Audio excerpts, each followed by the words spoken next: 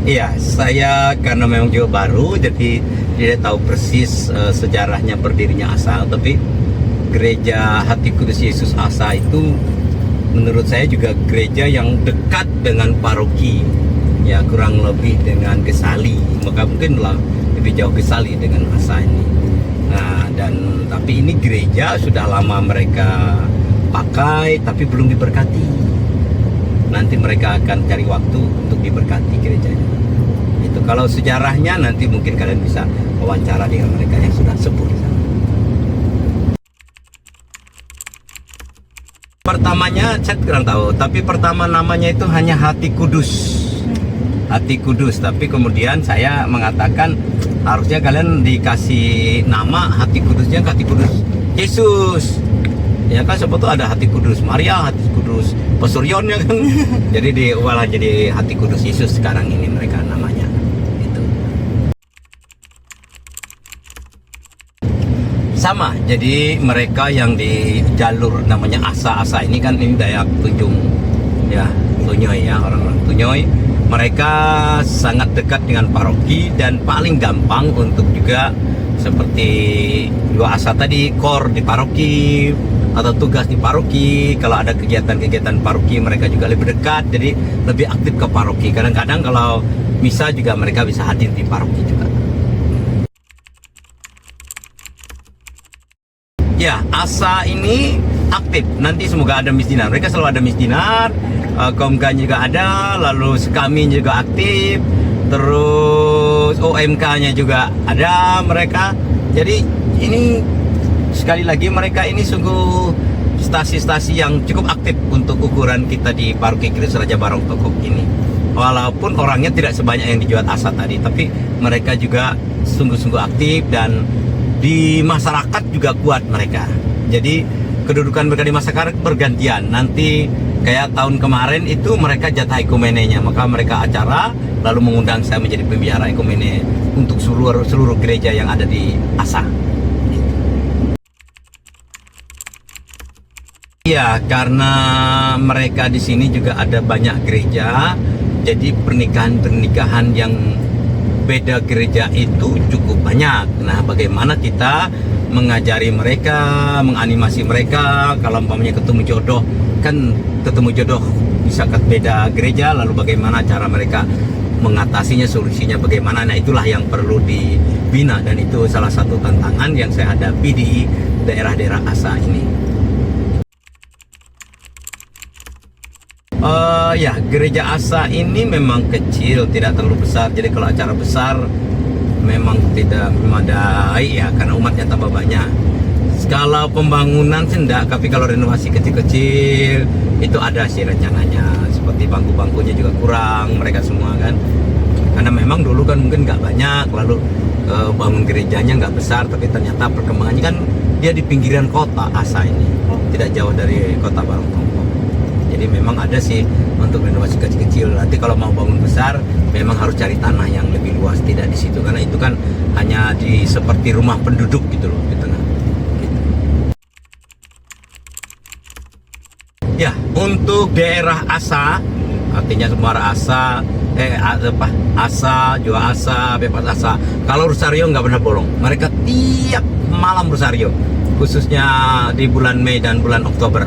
Bahkan mereka ini kalau doa Rosario itu sebelum misa, katakanlah apakah misa arwah, misa syukur, setengah jam sebelum itu mereka doa Rosario dulu, walaupun tidak di bulan Mei dan Oktober. Berarti itu sudah mengakar. Dan yang paling ini karena di sini juga ada beberapa pasangan anggota Kapel All Christ, apa namanya itu, pasutri, pasukan keluarga Kristus gitu loh, pasuk Kris. Nah itu, jadi mereka itulah yang mewarnai, dan juga ada beberapa yang masuk di karismatik, jadi memang agak hidup jadinya stasinya.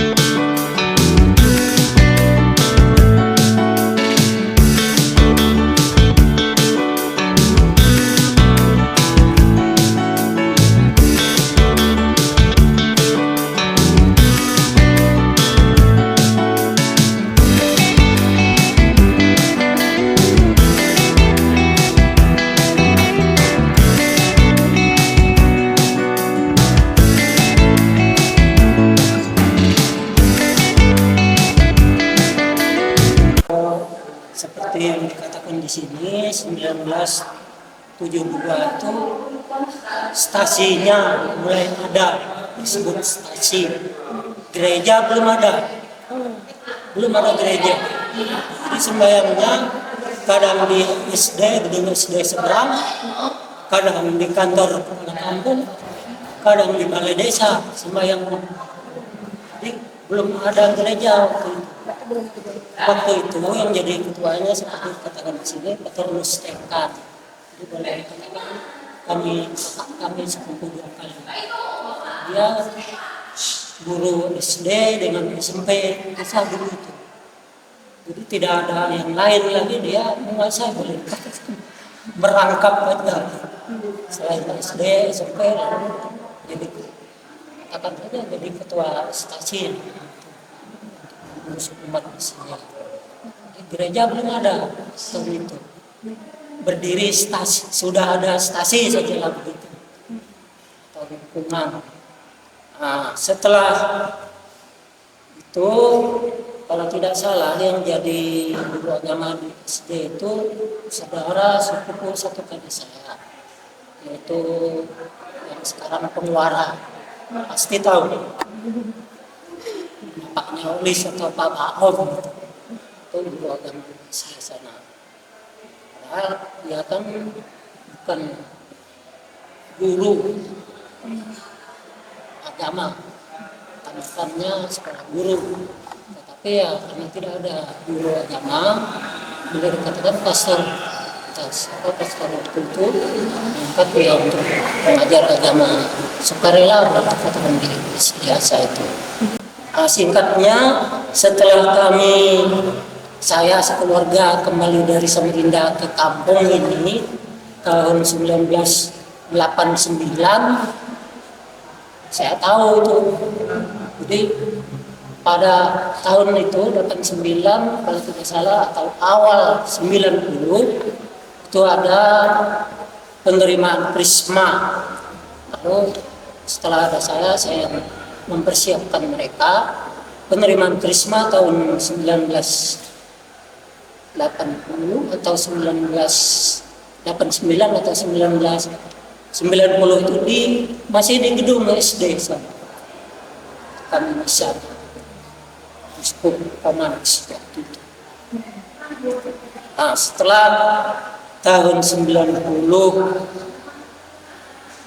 tidak ingat bulan tanggalnya, pokoknya tahun 90 mulai Pak Tengkan itu ya boleh dikatakan mengalami, karena beliau itu dia kepala guru SD, guru SMP, kemudian bantu di kampung juga.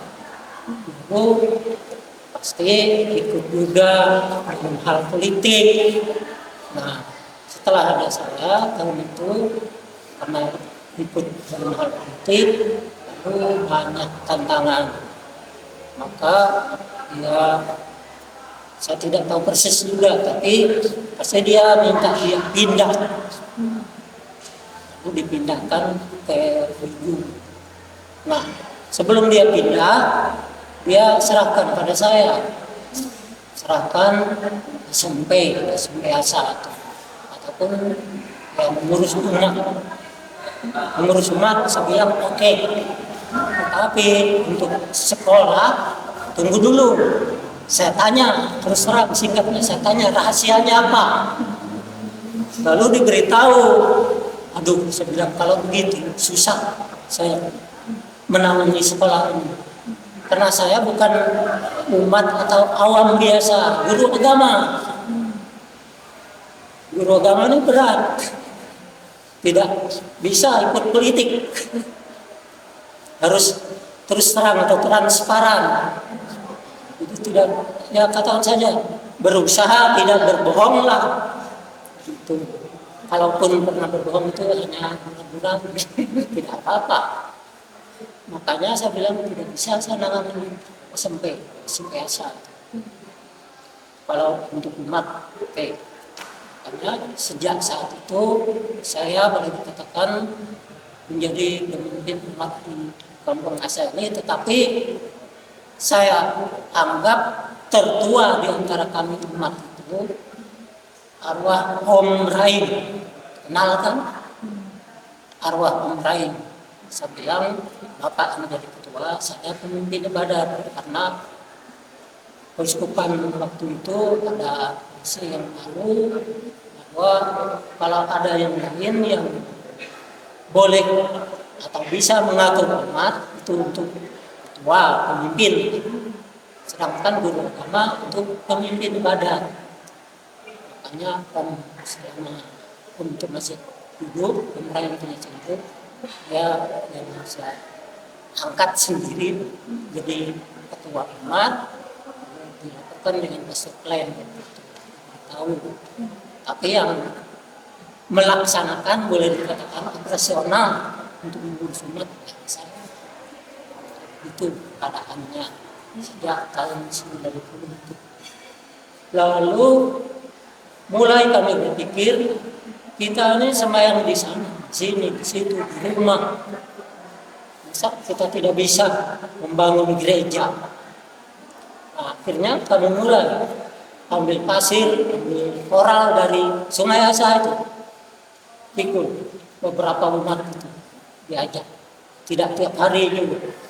Setelah sembahyang kumpul-kumpul, kemudian katanya harus ada fondasi yang kuat, angkut lagi batu yang agak besar yang bisa dibawa lah. Kumpul kami di situ, kemudian saya balik-balik juga ke Barong itu ngomong dengan master plan. Kami sudah kumpulkan untuk fondasi batu besar, kemudian koral, pasir sudah ada. Bagus kalau begitu, kita bangun gereja. Akhirnya mulai tahun 1990, 1991 itu membangun gereja. Ya boleh dikatakan prakarsa master plan dengan anak buahnya membangun, termasuk Pak Yakobus masih ada jarak itu yang dipotong kaki sebelah itu. Mereka itu membangun gereja ini. Dasarnya memang ya dicor, lalu sebelum dicor itu kan harus ditimbuni tanah. Tapi kemana kita cari? Saya bilang gali di sini, di situ digali tanah. Kemudian setelah kalian lihat, ini apa kuburan siapa? Saya bilang kuburan saya. Jadi cukup dalam tanah diambil dari situ untuk ini. Karena ukuran gereja waktu itu kan 58, masih kecil, dan bahannya dari dinding dengan yang lainnya itu papan, kemudian atapnya saya yang penting. Makanya di tempat saya itu ada kumpulan genteng-genteng mat itu boleh dikatakan tiap tahun pasti ada. Hanya waktu itu kalau tidak salah lapisannya belum di sini di Barong, pusat kan di Barong. Karena persiapan aku itu harus ke sana. Saya sendiri ya waktu itu karena guru SMPK tetap, lalu mengajar juga agama di SD sini, mengajar juga sekolah Surya Mandala. Jadi tidak mampu kalau mempersiapkan baptisan lagi, boleh dikatakan ya dari dulu sampai sekarang 1 bulan 1 kali pastor datang bisa. Dan pastor waktu itu kan baru masuk ke belum ada teman. Kalau rutin itu 1 bulan 1 kali, tidak tentu minggu keberapa. Yang jelas kalau beliau ada waktu beritahu. Belum ada HP. Karena saya balik-balik dari Asa ke Barong untuk ngajar SMPK. Ya saya selalu ketemu.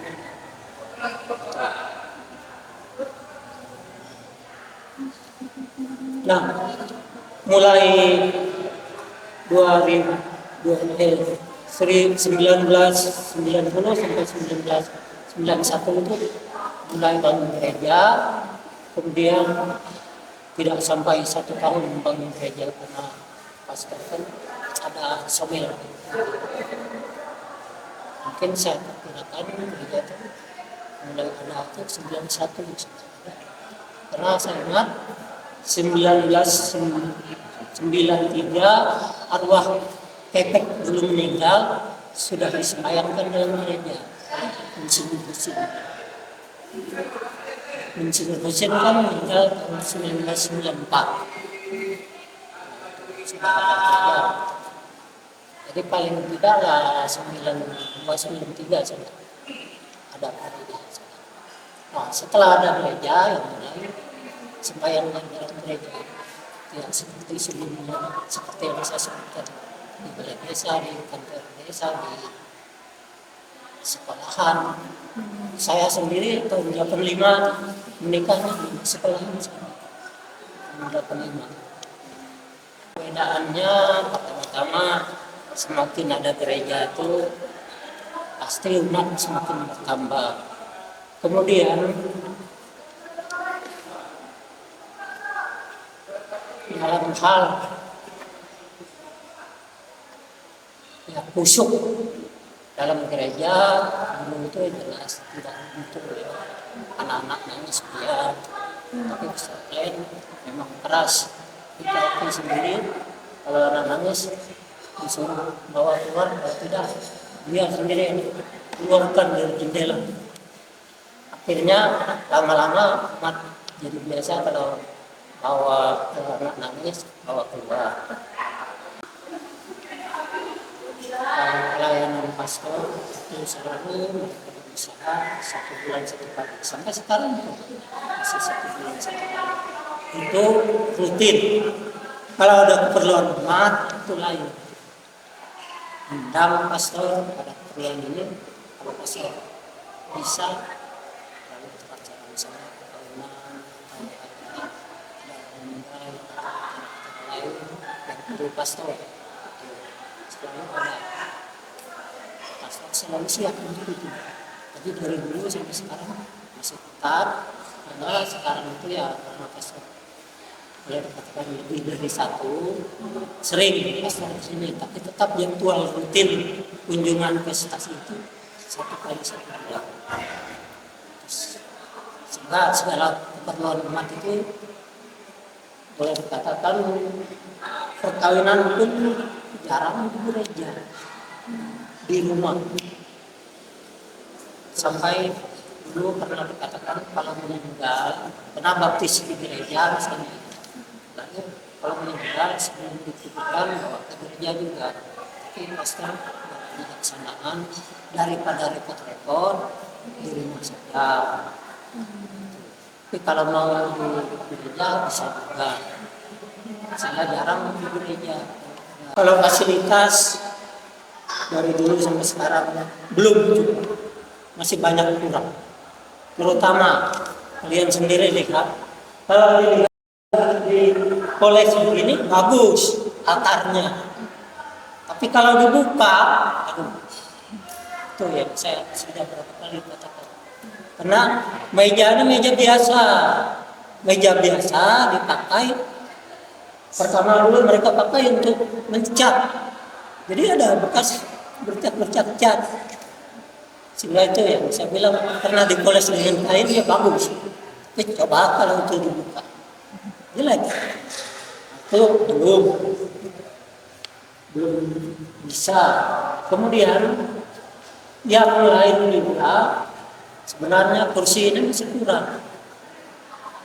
Ada rencana dulu sampai ibu adik sepupu sekali saya itu Magdalena itu sudah siapkan kayu, tapi kayu sembarangan. Lalu umat mengatakan ini tidak kuat, tidak jadi.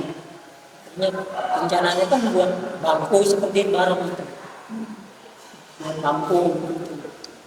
Tapi karena sampai sekarang yang tadi itu tidak jadi, karena kayunya sembarang jadi tidak jadi sampai sekarang. Akhirnya hanya buat bangku sederhana seperti masih ada di atas itu. Begitu. Lalu tahun 2000 berapa mereka beli kursi ini? Karena berapa itu tidak cukup.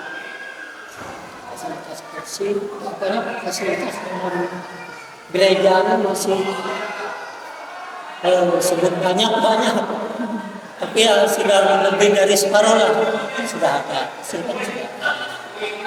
Terus penggemar ini dibuat sendiri semua benar. Kemudian tabernakel itu dari barang gitu. Karena barang pakai yang kuat, tidak kayu, jadi sekuatnya itu minta yang kayu. Ya jelas ini dulu didekati, jadi tidak perlu berdekati di sini, sehingga langsung bisa pakai. Sampai dari jiwa kalau ada sisa, yang tidak sempat mereka antar ke tabernakel barang. Karena jelas tabernakel itu kan diberkati. Gereja ini, kemudian salib tadi, itu kata pastor. Ini sudah berapa tahun yang kecil. Waktu gereja masih kecil dulu ya, kelihatan besar. Setelah gereja besar ya, kemudian yang kata pastor dalam patung berapa itu sebenarnya bagus kalau ada apa memang susah. Sini itu biasanya yang paling sulit itu untuk mengumpulkan dana. Jalankan les, nanti yang menjalankan tidak tahan. Karena banyak komentar yang sumbang-sumbang. Lalu kalau dikatakan sukarela, pasti sedikit. Lain kalau jual, katanya kalau sukarela justru banyak. Kalau ditentukan malah sedikit. Kalau di sini ditentukan minimal misalnya iuran 50, malah bisa banyak. Tapi kalau sukarela kurang. Itu anehnya. Asal dengan jiwa kasih. Berbeda ya di situ. Kemudian gereja yang kayu dulu sudah diperbesar sedikit, tapi setelah berkembangnya umat masih kecil juga. Akhirnya tahun 2004 kalau ada pakai karena beliau yang sendiri buat yang begini ini, jadi baru beberapa tahun yang besar ini. Jadi sudah katakan saja 2 kali dirombak gereja, ketiganya ini sehingga kelihatan pantaslah untuk rumah Tuhan. Kalau dulu ya katanya rumah biasa. Pernah waktu Pastor Plan membangun itu saya bilang, Pastor biasanya ada menara, katanya itu program kemudian. Ya memang belum bisa mendirikan sendiri.